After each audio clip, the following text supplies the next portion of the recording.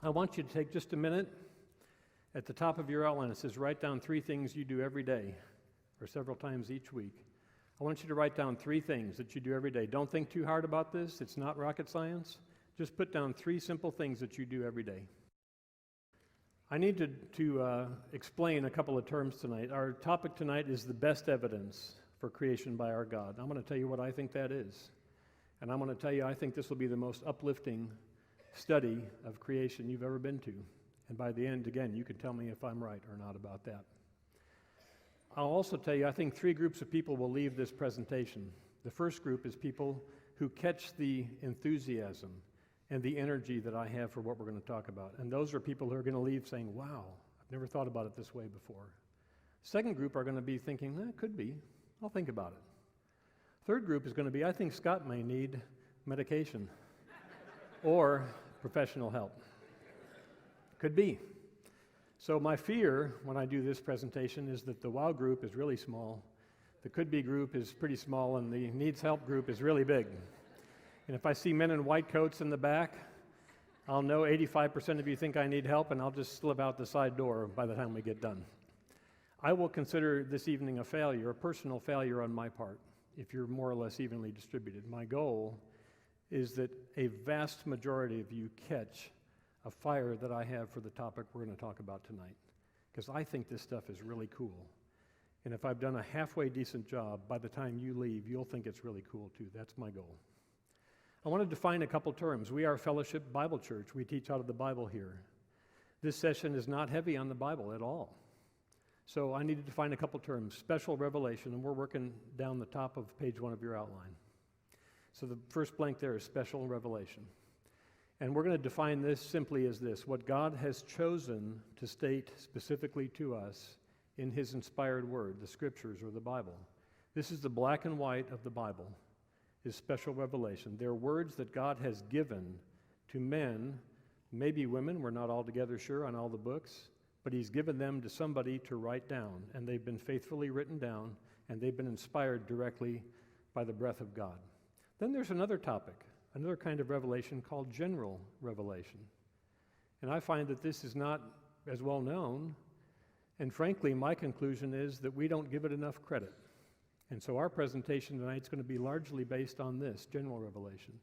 It's a very scriptural concept, and what it means is the evidence that God has left and continues to present to us that we can observe ourselves in and through what He's created that testifies to Him and His greatness. So you have all that on your outline. This is general revelation. There's no words, there's no black and white. It's just out there. And I'm going to tell you it's everywhere. It's inescapable. And that's what I want you to catch with me tonight. The concept of general revelation, even though we're not drawing it, we're not teaching scriptures when we talk about it, is very scriptural. The 2 go-to passages for me in the Old Testament is Psalm 19, 1 through 4a. I happen to use the web version. I like that version for this passage. The heavens declare the glory of God. The expanse shows His handiwork. Day after day, they pour out speech, and night after night, they display knowledge. I love verse 3. There is no speech or language where their voice is not heard. That means no matter what language you speak, all this evidence is there. It's plain. It can be interpreted by anybody in any language to understand that it testifies to God. Verse 4, their voice has gone out through all the earth, their words to the end of the earth, end of the world. That's Psalm 19. In the New Testament, Romans 1, 19 and 20, I pulled this from the New Living Translation. People know the truth about God because He's made it obvious to them. This is Paul writing. For ever since the world was created, people have seen the earth and sky. Through everything God made, they can clearly see His invisible qualities, His eternal power and divine nature, so they have no excuse for not knowing God. What Paul's saying is, no one can deny God if you can just see what's around you. No one should be able to misinterpret that. So we've got Old Testament and New Testament. This is the support for the concept of general revelation. Now, canned goods. Wait a minute, is that right? How many of you think I need medication right now? Canned goods, what the heck? Let me ask you a question. When people make canned goods, when someone cans peaches or green beans they got from their own yard, or when a canning company makes canned goods, how do they do that? What do? They heat it up. Who said that? They heat it up. I did a little reading on this too, Zach, and I found that some foods have to be heated above boiling. Generally, they're boiled.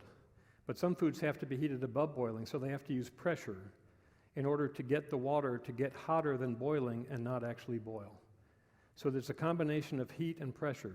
Now, what do you have to do when you get the contents of the cans or the jars hot enough? What do you have to do right then? You have to cap them.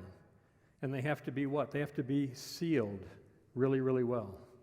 Because you've killed all the things that are living. It's still organic in the can, right? It's still organic, but you've killed everything that's living in there. So you've got to seal it up. So that's what we do to make canned goods. We use heat and pressure. We kill everything that's living in the contents. Then we seal or isolate the jar. It lasts forever, at least for a very long time. It may not taste good. 100 years later, we've found cans that were like canned 100 years ago. They don't taste very good. I've never tasted it, but I'm happy to take their word for it.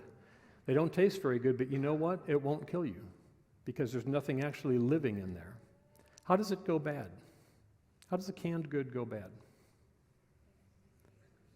What happens? How does air get in? That seal breaks, right? If the seal breaks, did your mom teach you when you buy a canned good at the store to roll it around in your hand? I can do it like without looking at it. I can roll it around and feel if there's a problem with it. She told you never buy a dented can because it may break the seal on the seam or on the top of the can. That's the only way it goes bad. That's the only way it will poison you is if the seal breaks, and it's not just air that gets in, right, but it's some sort of germ. Some disease gets in there and starts growing. That's how it goes bad. Let's talk about the Big Bang. I'm just going to tell you right now, I don't know if the creation days were 24 hours long. That would generally be the position of our church. Or if they were 1,000,000 years long or hundreds. I just don't know. I wasn't there.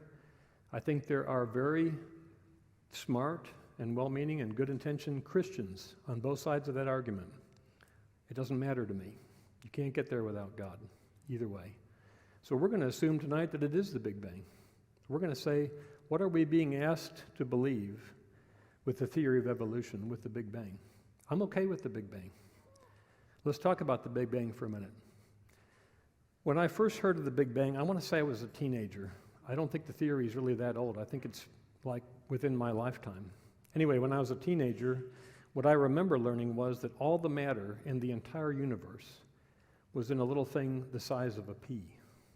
That's what I remember learning then.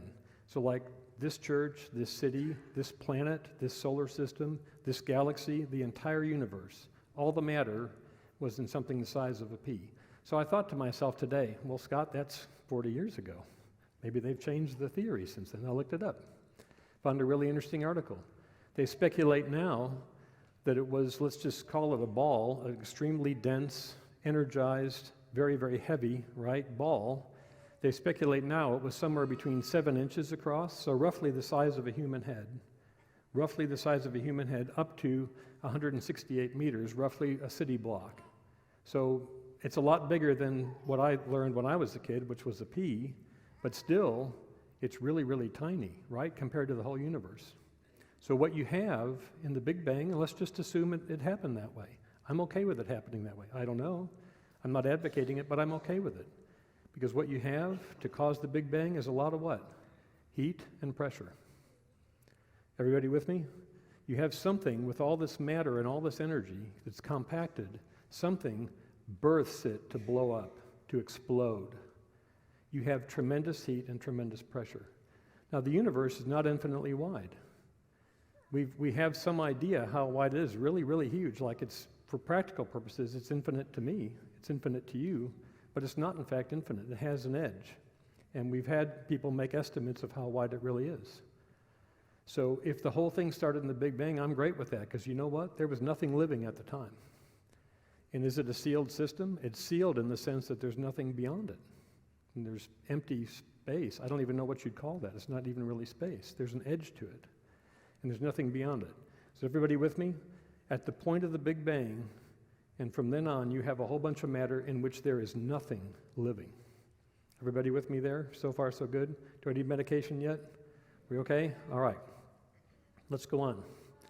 Item B. You'll see that the letters on the slides basically follow the outline if you want to follow along. So now we have the earth. We're going to fast forward way forward. I don't know how we got the earth. I don't know how the Big Bang produced all this, but it did. So now we have the earth. And we have the primordial soup. And let's just say that there are building blocks for life in the soup. I think that's completely far-fetched. But let's just say you had it. What is it that we hear that might have given rise to fusing that together into something living? The only thing I ever hear is lightning. Lightning struck and it fused things together. You ever seen lightning do anything good when it strikes? I'm going to tell you, I love lightning. I love the demonstration of God's power. I love thunder. But I wouldn't want to be struck by it. It wouldn't do anything good to me. We don't ever see it do anything good when it strikes. It always blows something apart or fuses something together that isn't meant to be fused together. So whatever it is, let's just say we get the first little single cell, because that's what we're told in the theory of evolution. We get one little single cell. Now, that little single cell has to be able to do three things. What are they?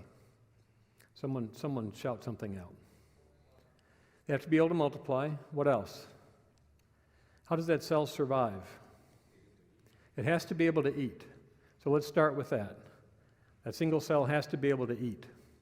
If it can eat, and this assumes there's food, that's a pretty big assumption too at the time, because this is the first living thing. There has to be some kind of food in this primordial soup, but this is the first thing that was alive. If it can eat, it also has to be able to do what? Let's assume it could grow. Let's get more basic than that. Eliminate waste. I'm going to use a little different word. It has to be able to poop. Look, if you're an animal, if you're a human being and you cannot poop, you have a serious problem. Am I right? That is a serious medical problem. You will poison yourself if that lasts for very long. Your body will poison itself. If you can't poop or pee, either one, you are in serious trouble. That single cell has to be able to poop. Otherwise, it poisons itself. And then what was the other thing it has to be able to do? What was it? Someone said it before. It has to be able to reproduce. Right? Because if it can't eat, it's not going to live. If it can't poop, it's going to poison itself. And if it can't reproduce, it never mattered. It never mattered. You had one, and then it was gone, and that was it. And no one knew about it because we're not here, unless it can do all three of those things. Now, we think these things are simple in a single cell because the single cell is little. The fact that it's little makes us think it's simple. Are these things simple? Is there any way to imagine that lightning struck some sort of potentially organic matter, made the first cell, and that first cell could actually faithfully reproduce a copy of itself? Does that make any sense? I want you to say this with me. Seriously? Say it with me. Seriously? I thought about adding a bunch of these to the slides, and I was already up too late, and I was already in trouble, so I went to bed and didn't do it. But seriously? Say it with me again. Seriously? All right. I'm just going to tell you, in my mind, no way. No way. I don't care that the cell is small. It's not simple. And we know that today. Scientists, biologists know that today. There's nothing simple about those single-cell animals. If it couldn't do all three of these things, it meant nothing in the rest of history. Let's fast forward again. We're fast forwarding way, way, way ahead. We're blowing past all kinds of things that have to happen. Let's talk about us and our bodies. We have all these things. You can see them up on the screen. What's the missing word in all those? System. Every one of those is a system. You know what a system is? This is how Webster defines it. It's a regularly interacting or interdependent group of items forming a unified whole. I have a real problem with evolution producing a system. Let's take one that's a simple example. The lower right side, the optic system. Your eye has roughly 10 parts, give or take. It has the white, or the eyeball. It has the cornea, that clear covering over the front. It has the iris, or pupil, that automatically gets bigger or smaller. That's amazing all by itself. It has the lens behind that perfectly aims the light coming in on the retina at the back of the eye. It has that jelly inside. If it didn't have that, your eye would look like a prune. If there was no jelly inside, your eye would shrink up and be like a prune. It has cones and it has rods, and they're all mounted somehow in this thing called the retina at the back of the eye. Then it has the optic nerve. That's a special nerve that carries all this information to a special part of the brain that processes stuff from your eyes. There are 10 parts of the eye. How did they get there? Well, we're told that they evolved by a series of mistakes over hundreds of millions of years. That's balderdash. You know why? Because all 10 parts of that had to get to the finish line at the same time. If you don't have all 10 parts of the eye getting to the finish line at the same time, the parts that got there aren't going to wait for the parts that aren't done yet. There's no reason for them to survive. Let's suppose the lens evolves. It's a perfectly formed little lens, just the right shape and size to aim the light right to the right spot, but there's no retina to aim it at. There's no cornea to protect it. There's no eyeball in which for it to be mounted.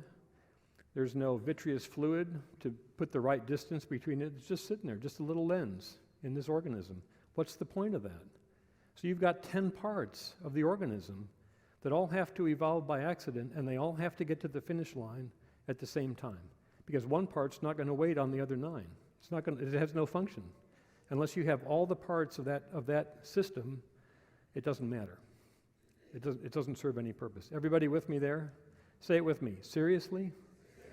We're told that 10 parts of the eye somehow evolved basically all at the same time to get us to the finish line. I'm just telling you, it's not going to happen. D, systems of systems. Does the respiratory system function without the digestive system? Does the circulatory system function without the respiratory system? Do any of these function properly without the urinary system? Every system up here is dependent on one or more systems, and most of them are a dependent factor for some other system, right? The optical system doesn't function without the nervous system. Without the brain and the optic nerve interpreting what the retinas, the cones and rods are seeing, it doesn't work. Without the respiratory system, you're not taking in oxygen that the blood sends around to the different organs. Without oxygen, the other organs don't function. Without the urinary system, the blood's not filtered, so all the waste being carried away from the other organs is stuck in the blood. Without every one of the systems up here, they don't function. Everybody with me there? So now you've got all these systems, let's say with roughly 10 parts apiece. They all have to basically get to the finish line at the same time. How likely is that? Say it with me again. Seriously? We're a series of accidents that just happen to all get to the finish line at the same time? Come on. How about E, repair work? Our bodies fix themselves. Your blood clots.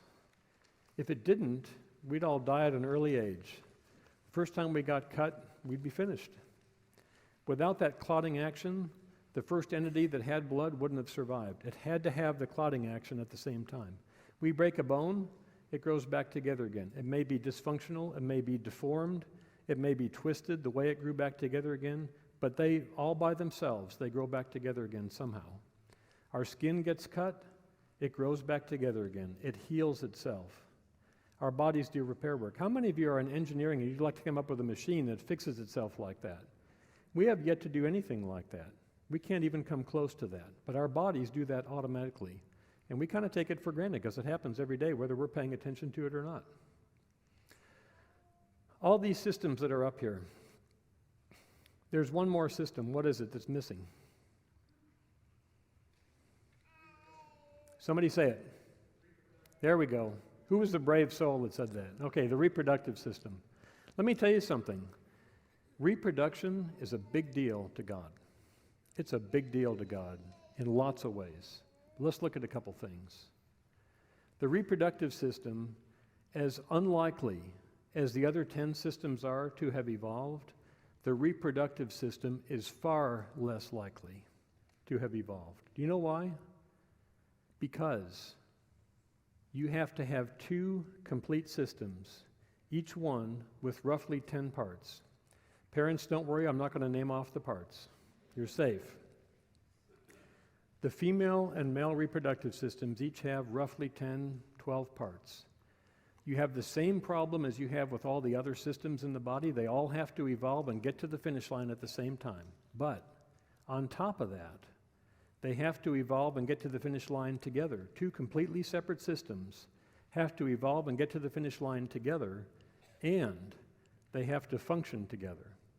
They have to accidentally evolve with all their parts and just happen to fit together to accomplish the purpose that God's given to reproduction. How likely is that? Let me tell you something. It's not just half as likely. That's not how the math works. I'm not going to put the math up here because I promised there wouldn't be any big math. But if it's 0.000, let's just say it's 20 zeros is the chances, 0.0001 out of 100. You take those two numbers, you multiply them together, that's the chance. It's 40 zeros. It's 40 places further. It's double the number of places further away from the decimal point is the chance of having two systems that just happen to evolve, and then on top of that, they have to fit together. I don't know what the chance of that is. You know what I think the chance of that is? Say it with me. Seriously? That's what I think the chance of that is. It's nil. We're being asked to believe an awful lot in the theory of evolution, a lot more than I'm willing to believe, especially since I happen to know God. I want to show you how important reproduction is to God. In Genesis chapter 1, verse 11, he says, "Let the land sprout with vegetation, seed-bearing plants, and trees that grow seed-bearing fruit. These seeds will then produce the kinds of plants and trees from which they came." We're 11 verses into the Bible, and God's talking about reproduction. He's talking about having made plants that bear seeds that reproduce themselves. Now, we take it for granted. Of course, an apple tree produces apples that produce apple seeds that produce apple trees. That's a big deal. There's no reason for us to imagine that could happen by random chance. That's a big problem for the very first tree that grew. That's a big problem to get there, where it can bear seeds that faithfully grow another apple tree that produce more apples. Everybody with me? Do I need medication, or are you guys with me? Okay, this is a big deal to God. I want you to look at this. Same chapter 1, verse 21. God produced every living thing in the water and every sort of bird, each producing offspring of the same kind. I love how interested God is in the fact that what he created recreates itself. It reproduces itself. That is not a mistake. We take it for granted because we know that's how it works. It's amazing. It is amazing, everyone, that these species reproduce themselves. That is a big deal. One more. God made all sorts of wild animals. So now we're talking about animals that crawl on the ground, each able to produce offspring of the same kind. What happens in reality fits perfectly with the Genesis 1 account of creation. And I don't think you can get there by a series of random accidents. I don't care how many hundreds of millions of years you have. You're just not going to get there accidentally. I want to show you some pictures of some little living things, some little non-living things, and some great big things, because we're familiar with our complexity, right? We have some idea what's inside our bodies. We learn it in high school and we learn it in college. We dissect a cat, we dissect a frog. We're familiar with machines that are our size or inanimate objects that are our size. But I see a bug, like if I see a little black ant, even a big black ant, you know what it looks like to me? It looks like 3 little plastic balls and 6 little plastic things, little plastic rods sticking out. That's all I can really see. You understand what I'm saying? They look simple because I can't see the detail. I look in the sky and I see stars and they look like LED lights. Isn't that weird? You go back 200 years and there were no light bulbs at all. Today I think they look like LED lights. That's what they look like. They look like perfectly round bulbs up there. There's nothing perfect about this stuff. Look at this. This is a chameleon embryo. I presume it was in an egg if it's an embryo. It's a chameleon. They've stained the bones red, and they've stained the cartilage blue in this picture. And I want you to notice this was taken by a woman in the UK. We're going to come back to the countries later. This is a ladybug's foreleg. This is taken by someone in Italy, a ladybug's foreleg. Does that look simple? Does that look random? Does that look like it just happened to get there because of a few mistakes over a few hundred million years? Not to me. That's the ladybug's. This is the adhesive pad that lets them walk on the walls and walk upside down, taken by someone in Germany. Look at that. Now, if I saw that ant in my kitchen, I'd smash it. I would. But is that simple? Is that a simple creature? That ant's carrying a larva in those pinchers, like I'm just waiting for it to snap it in half, but it doesn't. Look at the complexity of that. This is taken by someone in Norway. I like this guy. This is a male Phidippus insignarius spider. And it says in the text that accompanied this photo that he's doing a courtship dance. It says that he raises his front legs and he shuffles from side to side. So guys, how many of you are interested in some romance tonight? When you get home, I want you to say, "Hey, honey." Just try it out, I'm telling you. What have you got to lose? What have you got to lose? This is taken by someone in the UK. Someone in the UK took that one. This is an early development of the garlic bulb, taken by somebody in Iran. You know, we in the U.S., we don't have a corner on this stuff. We don't have a corner on this stuff. People all over the world have taken these images. Here's some little non-living things. This is something called cacazenite. I don't really know what that is. I looked it up. It looks like it's just something that appears in quartz and jewels. Sometimes it's part of other things that are mined that are made into jewelry. It's pretty cool looking. Oh, I missed that. It's taken by someone in Spain. You know what this is right here? This is a crystalline ingredient called tartrazine. It's the main ingredient in yellow food coloring. That's yellow food coloring. You see mostly hues of yellow and bright orange, but some green, some blue, and even some purple. And I looked this up. Anyone like Mountain Dew? You're drinking that. Yellow Peeps that'll come out around Easter time? Yellow Peeps, made with that stuff right there. That's taken by somebody in France. This is really tiny. I don't know what the scale is. This is silicone nanocrystals, taken by someone in the Czech Republic, Eastern Europe. This is cool. Anyone ever eat one of these? You know what? You have. It's vitamin C. That's vitamin C crystal, taken by somebody in Mexico. Do you see complexity in all this stuff? Is there anything simple about anything we're looking at up here? There's nothing simple about it. The fact that we can't see that detail doesn't mean it's not there. It's there, and it's there in everything. And there's complexity, and there's order, and there's structure to all these things. That's just a soap bubble, taken by somebody in Greece. Pictures taken by people all over the world. Here's some great big things. These are mostly Hubble images. This is a star that's imploding. So we look up in the sky, and we can't see that, but it's out there. I don't really have time to read all the text on these. This is a star labor and delivery room. These are birthing stars. And I want to say that the fine print up there says this is 7,000 light years from the Earth, if I've got the right slide. Yeah, this is 7,000 light years from the Earth. That means it takes light 7,000 years to reach that far. That's a unit of distance. It's the distance that light travels in 7,000 years. This is another star birthing ward, and this shape that you see up here from one end to the other is 3 light years long. It takes light 3 years to get from one end of that to the other end, and that's birthing stars also. Here's one where two galaxies are merging and they're colliding, and they're kind of imploding, but at the same time they're giving off all this kind of cool stuff that you see in the image right there. Those are all Hubble images. You see complexity out there? These are the Northern Lights. That's on my bucket list. I'd like to see those sometime, taken by somebody in Norway. So, you see the complexity, even in things you don't see or you can't appreciate at that scale every day. When we think of evolution, what are we usually talking about? Evolution of what? Of what? Of humans or life. When we talk about evolution, we're generally thinking biology, evolution of life. But what about all this stuff? How do we get matter, energy, physics, and chemistry? How do we get that matter, whether it's the size of a soccer ball or the size of a city block? If it's the Big Bang, and again, I don't know that it's not the Big Bang. I'm not here to take a position on that. But if it is, how did we get it? How did it get there? And who set it off? How did it go from being there, right, this big or a city block size, how did it go from being there to being set off? How did the Big Bang get set off? How do we get light, magnetism, and gravity? You know what? I'm scratching the surface here because I'm ignorant. I'm not a scientist. This is just stuff I learned in school, stuff we all learned in school. How do we get any of these things? The laws that govern all this. By mistake? Say it with me again. Seriously? That's what you're asking me to believe. Seriously? How about atomic and subatomic particles and all the properties that make them work and make them hold together into molecules? Now, if you had to pick just one thing as the best evidence in all of general revelation for God's creation, what would it be? What would you say it is? I'm going to give you the right answer here in just a minute.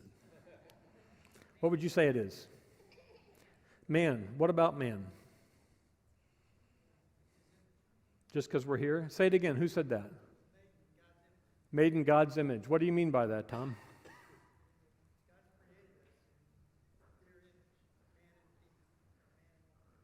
So what does in his image mean?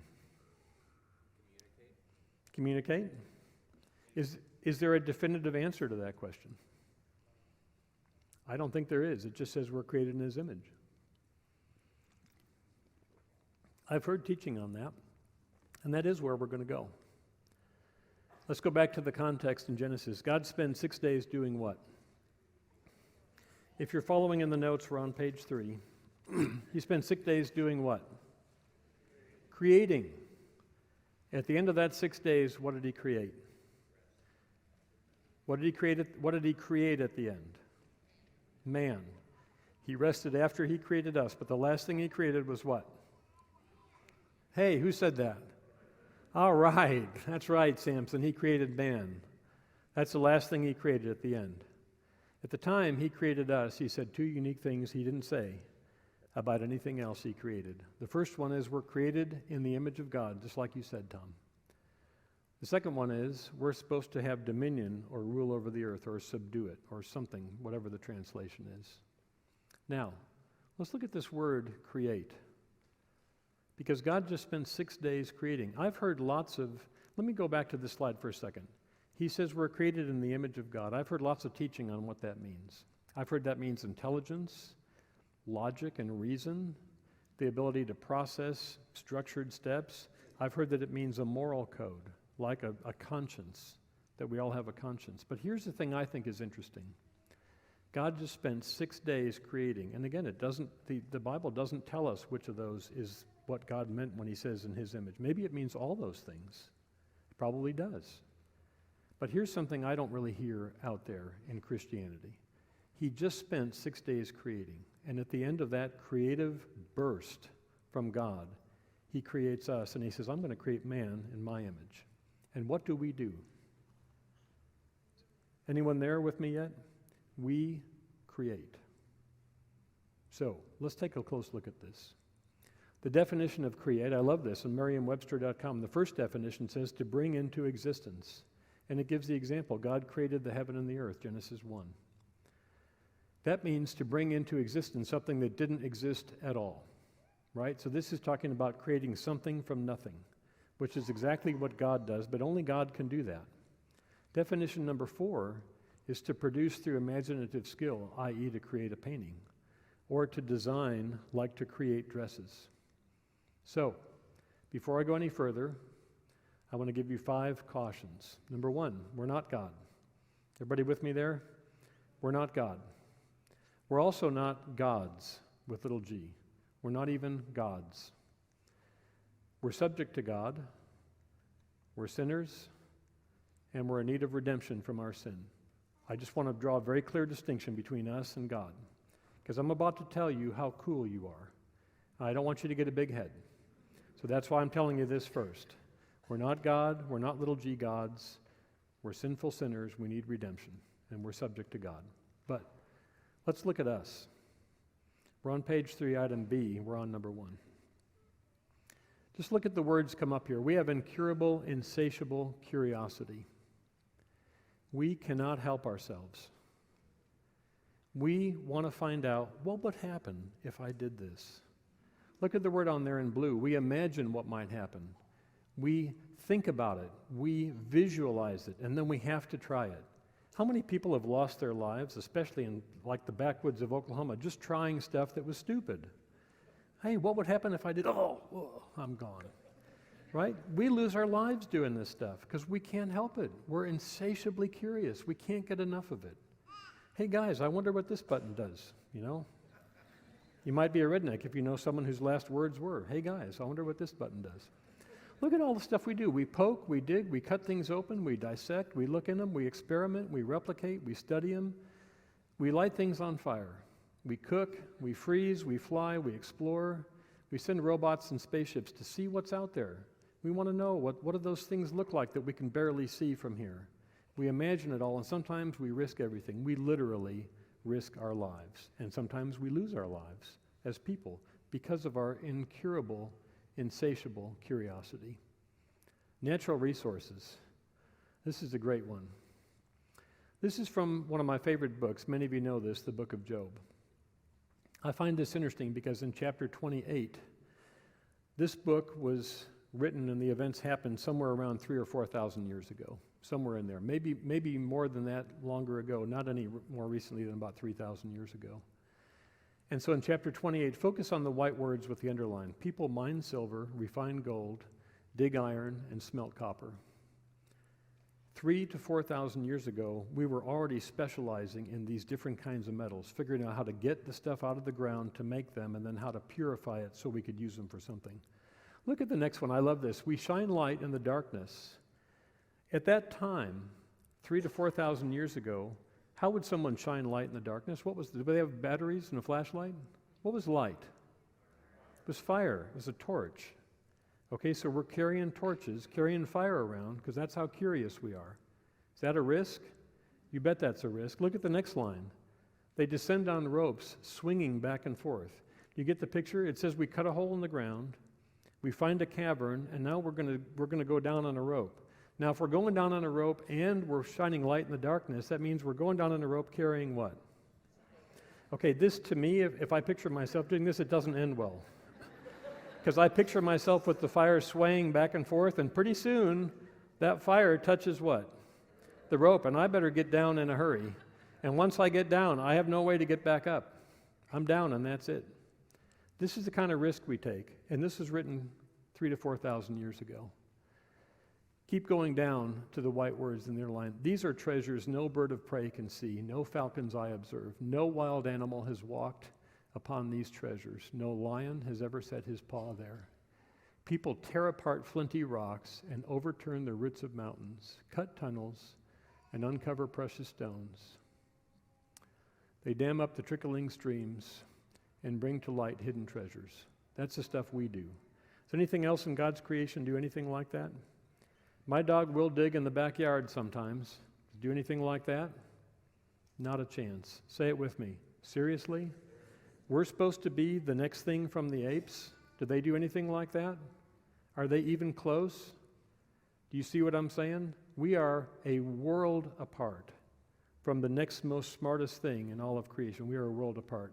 That's number 2. Number 3, experimentation and research. We melt, we burn, we smash, we pulverize.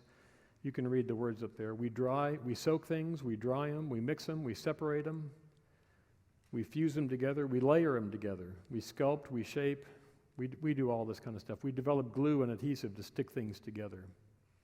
Number 4, medical science and biology. Oh my gosh, I know we've got a few doctors in the group tonight. Oh my goodness. We dissect, we cut open our own bodies to see what's going on in there. We probe, we diagnose, we test, we drain, we treat, we relieve pain, we put somebody out so that we can do something really painful and they're not awake to feel it. We explore, we culture, we grow things that are bad so we can figure out how to deal with them. We perform surgery, we use radiation to fix people. We fuse things together, we graft things in that aren't part of their bodies that will grow in their bodies because we've figured out how to do that. We repair them better than they can repair themselves. We make artificial parts, artificial legs, artificial joints, artificial ears. We bolt people back together again. We figured out how to sterilize. We do all this stuff. Does anyone's dog do anything like this at home? Ever seen a gorilla operating in a hospital? Come on. Come on. We're not anything like the rest of creation. Say it with me. Seriously? Number 5, physical sciences. I'll just let you look at the words up here. Look on the right side. We convert matter to energy.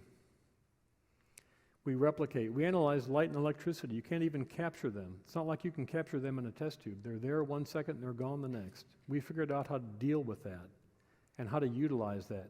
A super collider. You guys know what that is? It's like an 8-mile long figure 8 track. It's this huge, enormous piece of equipment. It takes, hundreds of acres. And the whole purpose of it is to shoot tiny, tiny, tiny particles and make them crash into each other and measure what happens. Now, who thinks to do that? We do. You know what the particle is that they're looking for with that? You know what they call it? The God particle. They're trying to figure out what happens when you bust this stuff apart in a way that's not the same as anything else we've done. I'm not the technical expert on that. I'm just telling you, people are the ones, we imagine what that might be like, and we put that stuff together. That's us. It's nothing else in God's creation. We send spaceships out. We send spaceships to the moon and Mars and further than that to dig up stuff and analyze it and see if there's water and see if there's any evidence that life was ever there. Because we can't help ourselves. We got to know. We just got to know. Number 6, technology. Unbelievable. We irrigate. We get water where there isn't water. We refine. We purify. We connect things together. We harness and generate electricity. We send information. We transport people and stuff. We control everything. We have control systems that control all these things that we do, all these big factories and things. We have systems that monitor them and automatically adjust course depending on what's happening. Who figured all that out? We did. We're not the next thing from the apes. There's no middle ground between us and the apes. We figured this out. Nothing else comes close to this. Look at the bottom one, ones and zeros. How many of you have one of these in your pocket? Billions of ones and zeros is all this is doing. And we figured out how to take that and make sense of it on a screen that we can look at. We can FaceTime, we can Skype, we get news instantly, stock quotes, emails, you name it, it's on there. You name it and the app is on there. Ones and zeros. My dogs aren't even aware of ones and zeros. Are your dogs aware of ones and zeros? I think dogs are great. I really do. You know, my dogs are enough evidence for me of God. I don't need anything more than my dogs. I think they're great. But God's given us infinitely more evidence in us than anything else in God's creation. Not because of our bodies, because of the stuff that we do. Because we're created in His creative image. That's how I look at it. And I think in His image can mean all the other stuff we talked about. Intelligence, reason, moral code, and all that. But we're created in His creative image. We're the only thing that creates. We're the only thing that makes something that didn't exist before. Nothing else does that.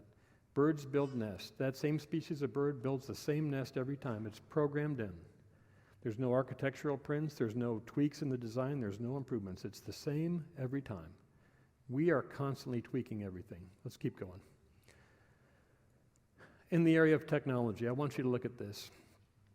In the Old Testament, we have some genealogy. You've got Adam, Cain, Enoch, Irad, Mehujael, Methuselah, and Lamech. 7 men.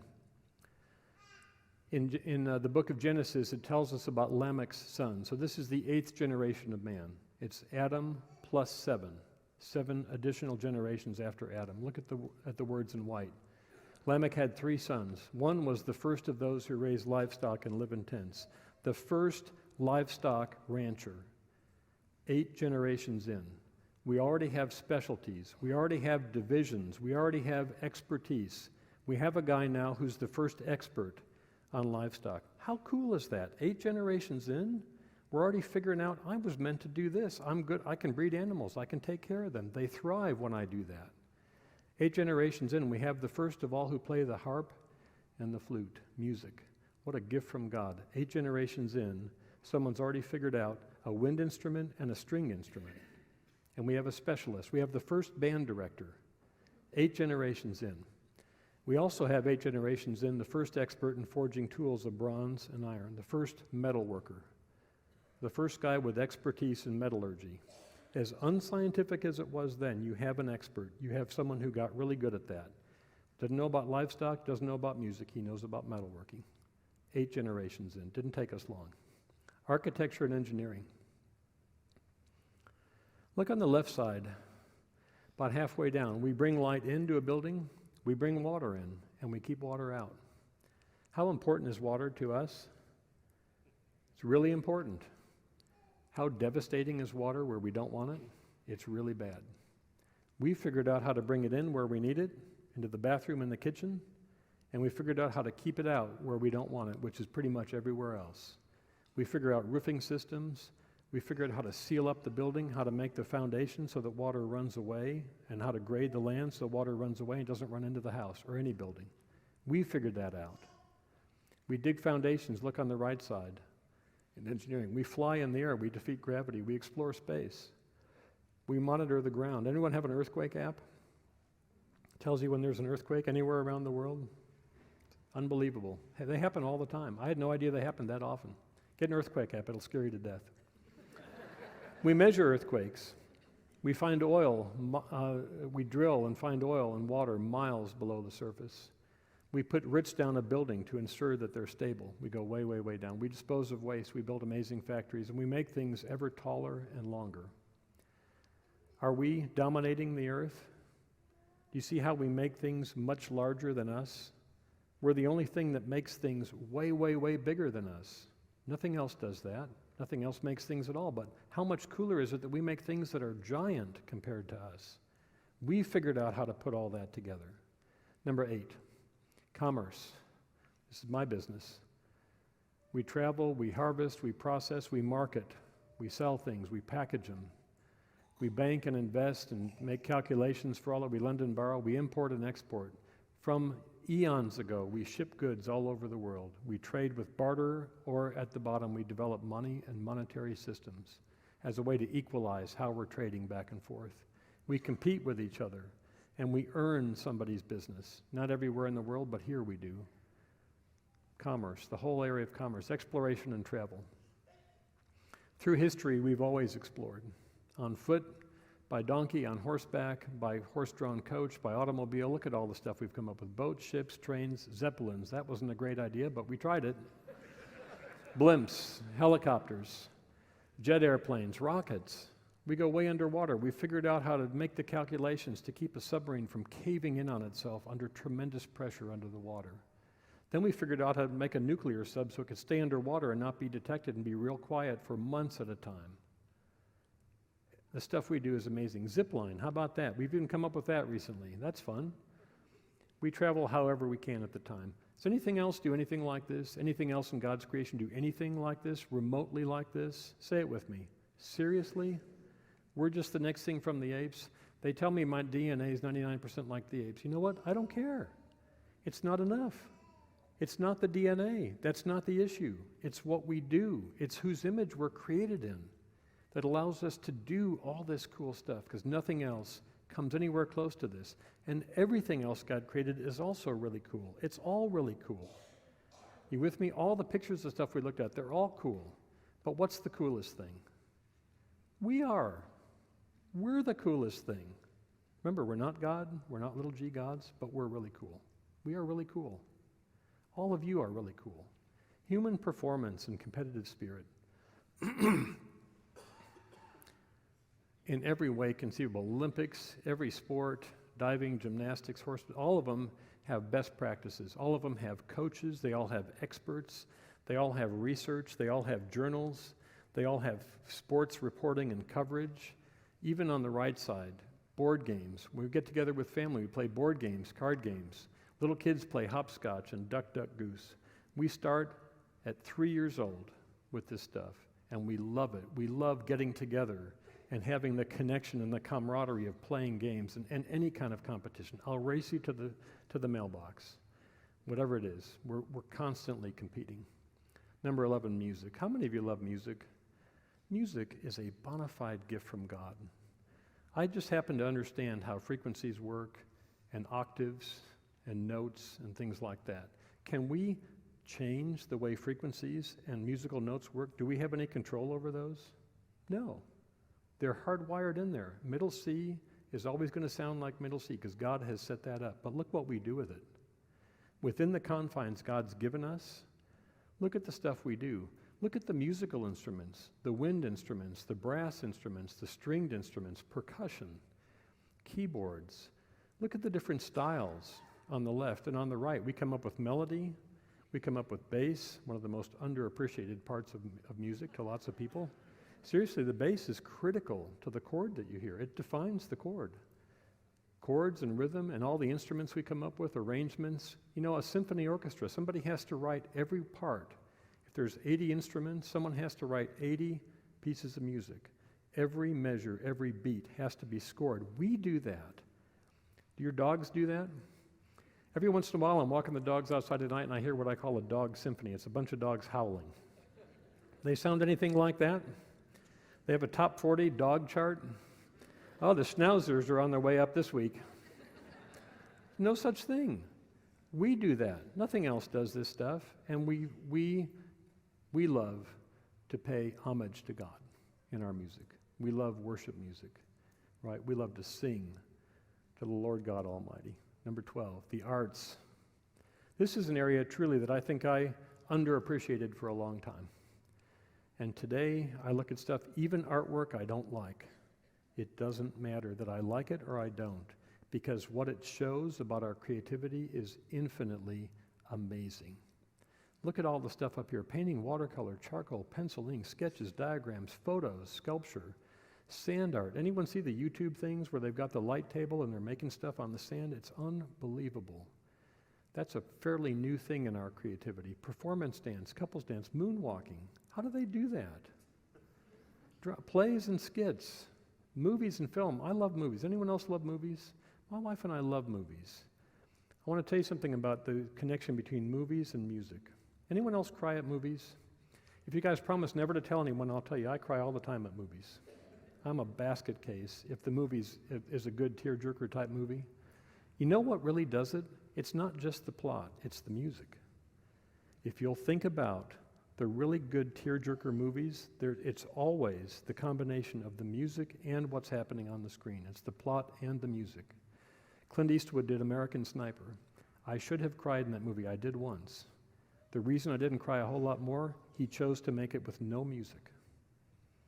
If you ever watched that movie again, American Sniper, it's very unusual because there's no music in the whole film. And Clint Eastwood purposely chose to do it that way. So I don't cry in it except for one scene. I should, because of the nature of the movie. I don't, because there's no music yanking my chain, basically. YouTube. How about tattoos and piercings? As far as you know, I don't have any tattoos. I'm not saying I do, I'm not saying I don't. Actually, I don't, and I probably never will. But you know what? The fact that we do that, is that not cool?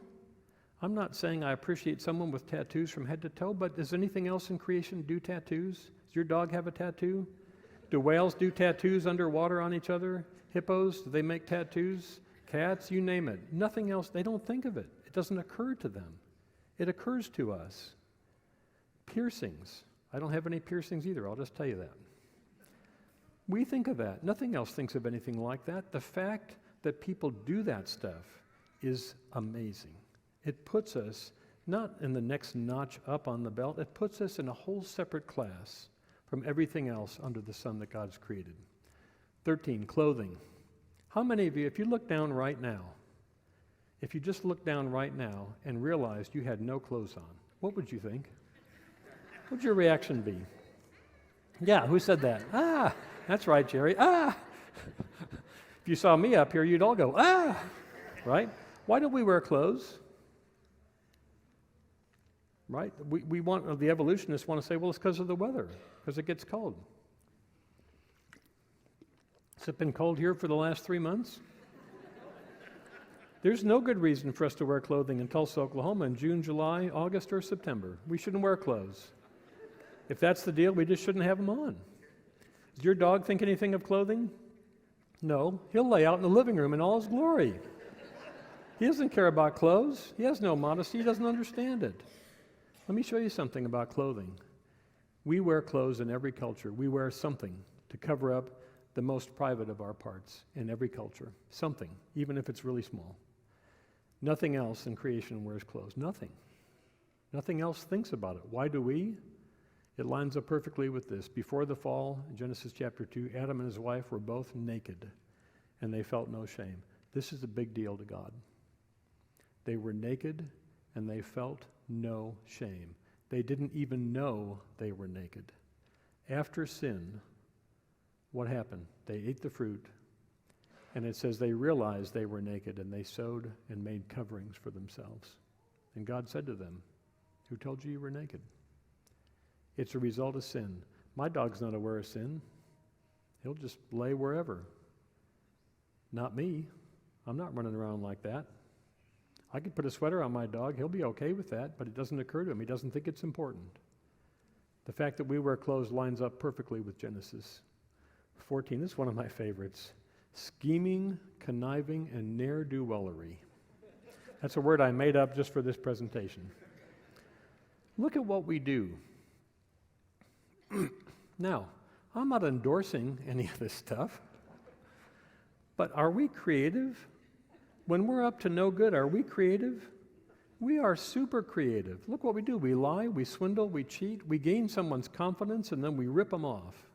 We steal from them, we conspire together, we blackmail or we bribe, sort of two opposite ends of the coin. We extort money from somebody, we embezzle, like we're sneaking money out, we vandalize stuff, we murder, we stalk, we terrorize, we ambush, and we disguise and we cover our tracks. We frame people. We leave evidence that's pre-programmed to point to somebody else besides us. Does anything else think about that? Does your dog ever get into the trash can? Do they make any effort to cover up their tracks? Does one dog frame the other dog? Say, he did it. It wasn't me, boss. Nothing else thinks of this. It doesn't occur to anything else. We do this stuff uniquely. I'm not endorsing this stuff, but look at the creativity. Even when we twist God's purpose for us, we're uber creative in everything that we do. We even escape. We'll cover up our tracks, and then we figure out how to escape from jail. Some of the most elaborate human schemes have to do with escaping from captivity. Even in these things, we are amazingly, amazingly creative. Number 15, justice. Who done it? It figures if people are going to mess around and be ne'er-do-wells and cause crimes and all that sort of thing, we want to know who done it. So we develop elaborate sciences and methods to apprehend and gather evidence. Look at all the stuff we do with this. We find clues. We do detective work. We cordon off the crime scene, right? We won't let anyone contaminate it so we can gather bona fide evidence about it. We do forensic analysis. We examine dead bodies to figure out what really happened. We gather evidence carefully. We set standards for all this. We give rights to the people we're going to accuse, and we have procedures for showing the evidence that we've gathered in court. We arrest, and I'm talking about Western society here, but every society has some version of this. Every society has some version of whodunit and bringing someone to justice. We have courtrooms and judges and juries. We swear people in. What do they swear in on? The Bible so far. We give testimony. We show exhibits that have been gathered according to these proper rules of evidence. We make our arguments, and then there's deliberations and verdicts, and there's sentences, freedom or punishment. Does anything else in creation do anything like this? Say it with me again. I keep forgetting to say it. Say it with me again. Seriously? Come on. We're just the next thing from the apes, and we do all this stuff? We're all wearing clothes? 16, government, politics, and order. Again, maybe mostly Western or developing countries. There's lots of tribal areas and dictatorships and things, but look at all these systems. Candidates, debates. We take positions on things. We give interviews. We hold elections. We count and we recount. How many of you lived through all that a few years ago? But it's a sense of propriety in the process. If we're not sure, we go back and we recount everything. We want to get it right. Results. In this country, we have a very orderly vacating and taking of office, even if the two sides have been vehemently in disagreement leading up. One respectfully leaves the office and the other one comes in. Not everywhere. We have dictatorships and monarchies too in different places, but every place has some sort of social welfare, some sort of military, some sort of regulation and social order, and some sort of legislative body, even if it's the monarch, even if it's a king. We have structure to all this stuff. So we're going to move from there. These are sort of disciplines. These next few items with the letters on them are sort of overarching. These span across all the things we've talked about. All these other subjects, all these other specialties have these things. We communicate. We can't help ourselves. We have to communicate. Used to be by messenger and smoke signal, or we give a lantern signal. Then we had the Pony Express mail. Anyone remember airmail? You paid a little extra to send a letter by airmail? I'm dating myself. Come on, someone raise your hand. Help me. Okay, thank you. There's a whole bunch of you who remember that. Telegraph, telephone, text message. Now we have cell phones. We have Skype and FaceTime. We have secure phone lines between leaders of important countries to make sure that it's really that guy on the phone. Secret code, code breakers, and secret code are just invaluable in military strategy. We communicate across languages, time zones, and across cultures. And now we communicate using shared electronic files and things like Dropbox and OneDrive, and we share the good news. That's C. D, news. We can't get enough news. First we had the local paper, Then we had the wire services where you could get some story from around the world in a few hours after it happened. Then we had radio. Then we had television news. Then we had news on the computer. How do most of us get our news now? On one of those, just like I've got in my pocket, just like you've got in your pocket. We get all kinds of news on that, ones and zeros, bringing us news and pictures, color pictures instantly from around the world. Facebook, instant images from around the world. Whatever you want to see, it's out there, and you can get it right on your phone, right from in your pocket. I want you to look again. This is from the book of Job again. I know there's a lot of text up here, but I'm going to narrow it down real fast. In chapter 1, verses 13 through 19, 4 messengers come to see Job. Here's what I want you to see. Focus on the white letters that are underlined. The first messenger comes to Job, and he delivers a message of some catastrophe. But at the end, he says, I'm the only one who escaped to tell you. What that tells you is all of the other people that were working on that were killed. He's the only one that got out. What did he do? Did he run away? No, he ran to his boss because he had important, urgent news that the boss needed to hear. He got out with his life, barely. He's the only one that got out, and he ran to the boss. The second one says the same thing. Another messenger comes. He says at the end, I'm the only one who's escaped to tell you. The third one says the same thing, and the fourth one the same thing. They come from 4 different areas, 4 different parts of Job's business enterprises and his family to bring news of catastrophe. But what do they do when they escape this calamity? They don't run off. They come to the boss and they tell him, because we understand the urgency of news. We want to know what the news is, and we want to tell someone what the news is. Does your dog have any news? Mine doesn't. No news at all. Oh my gosh, history. We record everything. This is so important. This is such an important thing that we do, and it's going to tie in with one here in a couple of minutes. From beginning of time, we've painted on stone, we've chiseled stone, we've written it on leather, papyrus, paper. We write letters, we write books, we write magazines. We capture stuff in museums, and we explain what it's about. We put it together in libraries. We put it in electronic computer files, computer backups. You can see all this.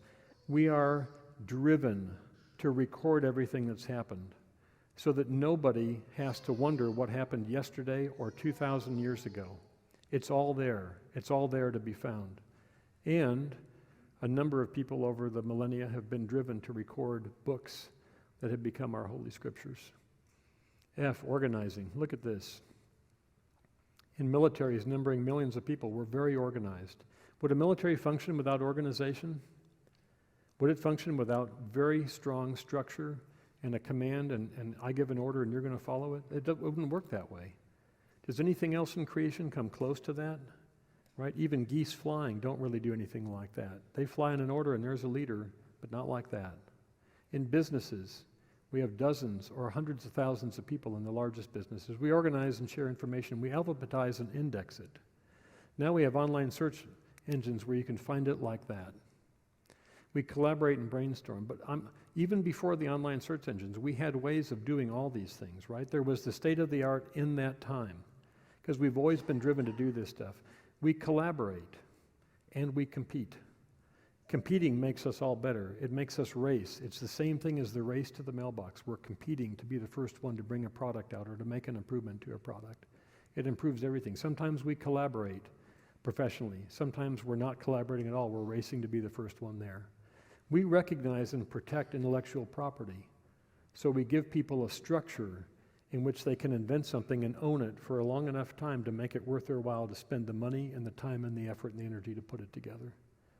We employ and we reward and we provide authority structures. Does anything else do anything like this? You know, even a pack of wolves when it's hunting, you got, 5, 10 of them. The largest herd of animals doesn't come close to this. Everybody with me, or do I need medication? You guys with me? We are so different. We are so much further along. I should go this way, to the right. We are so much further along than anything else God's created, and it's because He's made us that way. God has made us that way. G, precision, standards, and state-of-the-art. We set design standards. We have state-of-the-art. We have a trade association or a professional association for everything.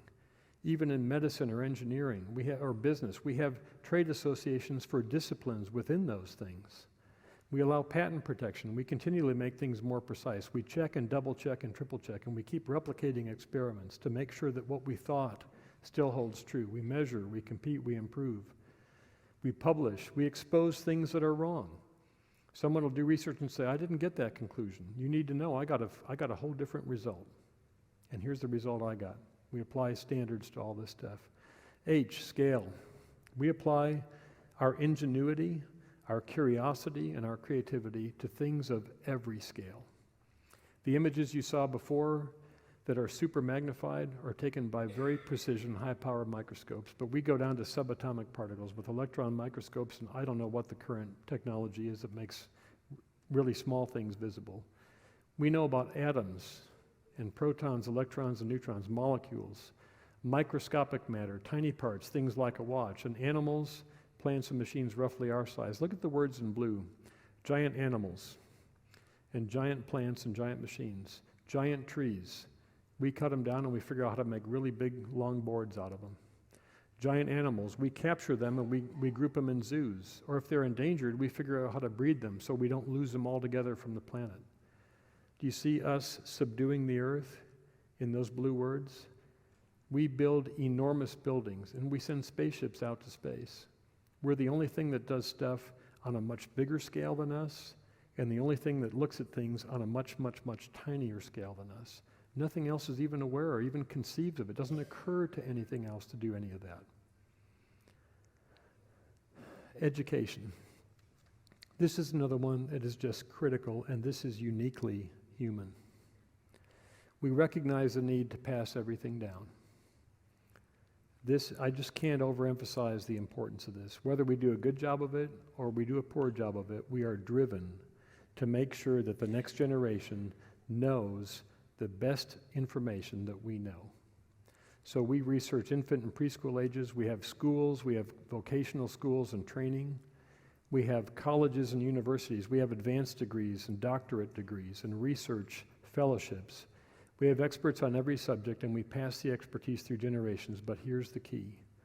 No generation of human beings starts from scratch. No generation starts from scratch. Every dog starts from scratch. A dog has instinct. He doesn't learn much from his mother. Most of them don't know who their mom was, past the suckling stage. We get them at 6 weeks. There's no more influence from the parents, and they're never going to develop anything like we do. They don't record anything. They don't pass it down. We do all this stuff, and we're driven to do it, and we're driven to keep specializing on this stuff. No generation starts from scratch. Every generation stands on thousands of generations that came before. Every generation begins where the last one progressed to and then continues on from there. We build and build and build and build, and we advance and advance and advance. That's what we do. We even have some idea that there are things we don't know. It occurs to us that there are things we don't know. Of course, this is what drives some of our creativity and our curiosity and maybe some of our stupider decisions. I'm not sure. But we have an idea that there are things we don't know. And we even have an idea what some of them are that we don't know. You understand what I'm saying? We know what the questions are that we can't answer. We may not know the answers, but we have an idea that there are questions that we don't know the answers to, and we'd like to figure them out. And this drives us to do all kinds of interesting things. That's J. Dogs. Let's take a look at something. I really think a dog is man's best friend. I'm one of those weird people. I like cats and I like dogs. I'm great with both of them. I kind of lean a little bit on the side of dogs, just a little bit. And we have 2 dogs. We had cats. We don't have any cats anymore. And I think they really are man's best friend. There's nothing else that just wants to follow you around and be where you are. They don't understand what you're doing. They don't care. They just want to be near you. That's all they want. And I think they're a gift from God. But what's the total advancement of dogs? What's the total structural advancement, technical advancement, architectural engineering advancement, musical advancement? That dog symphony doesn't sound any more in tune tonight than it did last night. Let me show you a graph. Here's the total advancement of dogs. There's Lassie. Lassie had a pretty good run. It was about 20 years. It was pretty good. There's Balto. Came out in 1995. There's Bolt, 2008. You know what the total advancement was of those dogs? Is what you see right there. They were pretty good, and then it dropped off because they didn't pass it on. They didn't pass it on to my dogs. They didn't get any of that stuff. In fact, you know what? You know who made Lassie smart? You know who made Balto? You know who made Bolt? Who made them? We did. We invented Lassie. She didn't really do most of that stuff. And by the way, a lot of the Lassies were he's, by the way. We didn't know on black and white television. We did that. Now, is there anybody here who's old enough to remember one other dog that's missing? There, who said that? Okay, so I was giving this presentation to a group of older people, and one guy said to me, "You don't have Rin Tin Tin up there." I thought, I never saw Rin Tin Tin. I'm not that old. I added Rin Tin Tin, so there you go. There you go, Jan. Rin Tin Tin. I looked up. That's when Rin Tin Tin was. I guess he was pretty smart, too. Didn't have a very long run. Wasn't as long as Lassie. You with me? What the total advancement of dogs is? It's nothing. It's zero. I think dogs are great. I'm not denigrating dogs. I'm just telling you there's no advancement associated with dogs, apes, gorillas, hippos, elephants. When I was in elementary school, I remember learning in school, and I went to a good public school, that dolphins and maybe elephants were smarter than people. That's what I was told. Say it with me. Seriously? Are you kidding me? Seriously? Not a chance. They're not anywhere close. They're not in the same league. They're not in the same ballpark. They're not even in a ballpark. This is the total advancement of man. Looks something like that. And it keeps getting faster and faster and faster. But if you took any slice of human history and just chart the progress, it would look something like that. Are you with me? If I cut off from 0 to 4,000 and we just scaled it where that was the top, it would have that same shape. Everybody with me there? Because we keep advancing. No matter what the time is, no matter what the state-of-the-art stuff is at the time, we keep pushing it upward and upward and upward, because that's what we do. Any place we cut that graph up, that's what it would look like. I'm going to give you this caution again. What do I think the best evidence is for creation by our God? It's us. It's you. It's you. You are the best evidence for creation by our God, because you're not like anything else. And the stuff you do is miles further along than anything else. We've been sold an awful bill of goods. We're not God. I'm not saying that. I'm not equating us with God. We're not little g gods. We're subject to God, and we're sinful sinners. And we need redemption from our sin. But we are really cool. And there is nothing else like us. So let's wrap up. How many people did it take to build this room? First of all, look around in this room. Everything that you see in this room is man-made. Everything. Now, I'm not saying the wood didn't grow. The wood grew. But men cut it up and stained it and put it here. All these bricks were whatever the materials made on the ground. We didn't create the material, but we made the bricks. We made the mortar. We made the carpeting. We made the chairs. We made the ceiling and the metal structure that holds this together. We made the roof and the roofing systems. We did all that. How many people do you think it took to make this room? What would you guess? How many? Hundreds. How many? 1,000. I think you're closer. You know what I think? I think it was thousands, maybe millions. You know why? Because the people that made those cinder blocks aren't the first people that made blocks. The people that did this woodworking aren't the first people that did woodworking. And they didn't get there from scratch. They're standing on millions of other people that started all this stuff. It took, I'm going to throw out my thousands from up there. I think it took millions of people to build this room. Because the people who built it didn't start from zero. They started with all of the accumulated advances of people in all the trades that they're in that existed before them. People who developed wood and metalworking, people who made glass, brick, and plastic first. There's all kinds of plastic stuff. The carpeting and the seat cushions you're sitting on are all plastic. They're all plastic. People who harnessed electricity and light. People who pioneered the use of binary code. Everything you're looking at on these screens is ones and zeros. Everything is ones and zeros. I put it on a little flash drive and I bring it to Brent, and he loads it up, and that computer back there sends ones and zeros up here, and this projector converts it to everything you're seeing. We did that. Does your dog think about ones and zeros? Mine doesn't. He does think about food or no food. I guess that's binary, food or no food. He's not thinking about ones and zeros. Countless people who developed all these technologies over millennia and the people who developed and advanced the trades to install them. Not just the people who developed the stuff, but the people who developed the ways to install them. That's what we do. We stand on the shoulders of everyone who's come before us. How could we even talk, if you're not convinced, how could we even talk about the stuff in the first half? The Big Bang, cells, biological systems, really cool, tiny and enormous things. How could we even talk about those? How do we even think about those? You know why? Because some other person thought about them and did research on them. How do we have the images? Because someone thought, this would be interesting to photograph. And then they photographed it and they put it out there where I could grab it off the internet. That's how we have them, because people gave them to us. People were inspired to say, I want to try that. I want to look at that. Because people have studied them. They write papers, they verify each other's work, they take photographs, they publish it, and it's available to all of us. Even before the internet, a card catalog, libraries, museums. We've done it since we've been. We've done it since people have been around.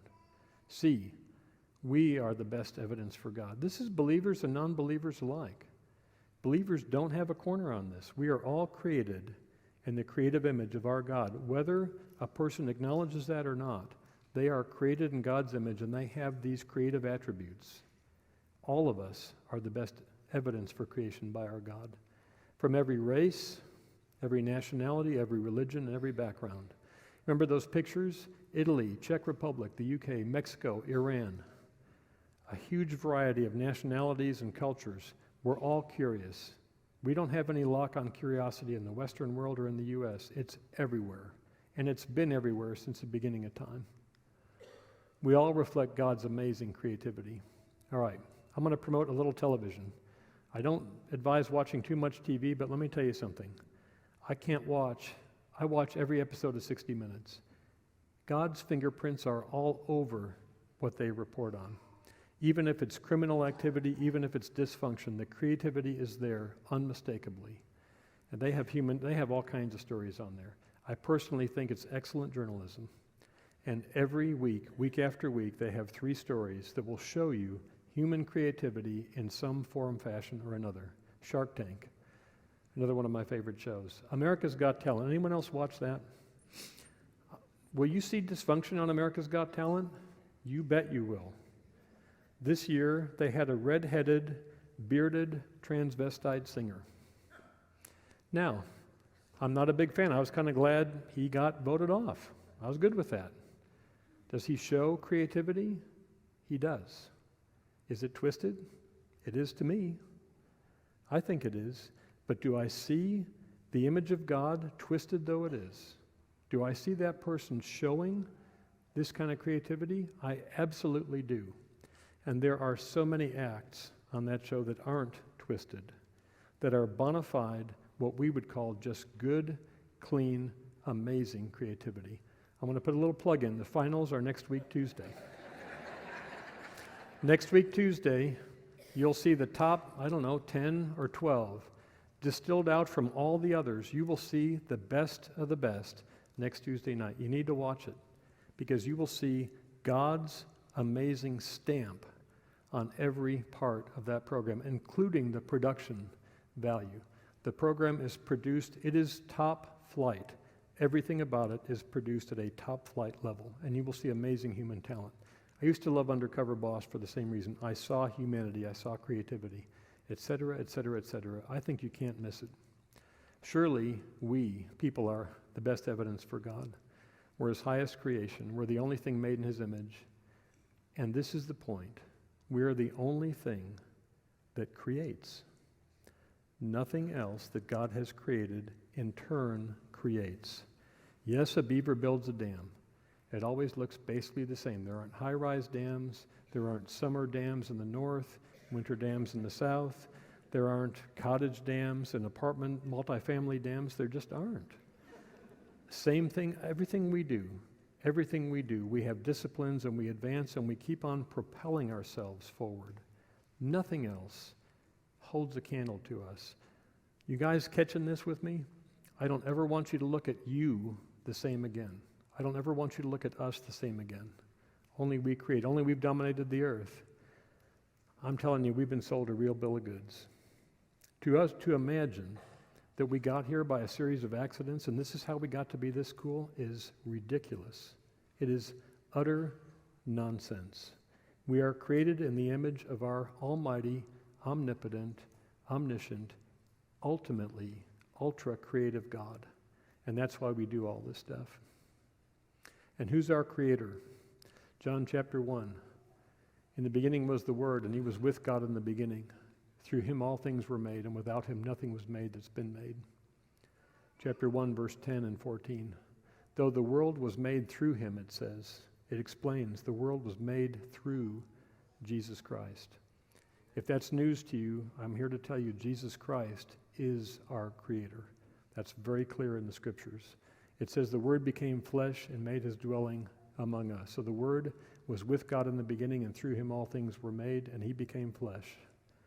And in him, in Colossians, it says, in him, in Jesus Christ, all things were created, things in heaven and things on earth, visible and invisible, whether thrones, powers, rulers, or authorities, all things have been created through him and for him. He's before all things, and get this, in him all things hold together. I think in God and the very will of God, you have all the laws of physics and chemistry and gravity and light and all the other stuff we've talked about. In God, everything, by his sheer will, everything holds together. Now, who's our creator? Jesus Christ. And what has he done for us? Let me leave you with this thought, and then I want to ask you guys a question. Jesus Christ is our creator. He created everything to set this in motion. And what did he do for us? He died for us. He died to pay a sin debt we could never pay. Think about this. He's our creator, and he created us knowing he would have to die for us. Who does that? Who does that? Our loving God and our loving Savior, that's who. That's who does that. He's worth worshiping, and he's worth giving homage to and acknowledging. What are the three things you wrote down? I want to do this pretty quickly, so rather than ask you what they are, how many people wrote down brush your teeth? Isn't that great? You know why? Because I said three things you do every day. They got to be pretty mundane, right? Let me ask you a question. Does anything else in creation brush its teeth? Does it? Does your dog brush his teeth? My dog needs to brush his teeth. Next time you brush your teeth, tonight and again tomorrow morning, I want you to think to yourself, holding your toothbrush, literally, I want you to think to yourself, nothing else in creation brushes its teeth. I am cool because I'm part of the only thing on the earth that even thought about making a toothbrush and toothpaste, and in all those flavors. Just think of it. Did anyone write down put on deodorant? You guys don't use deodorant? No one wrote down put down. I would have written that down.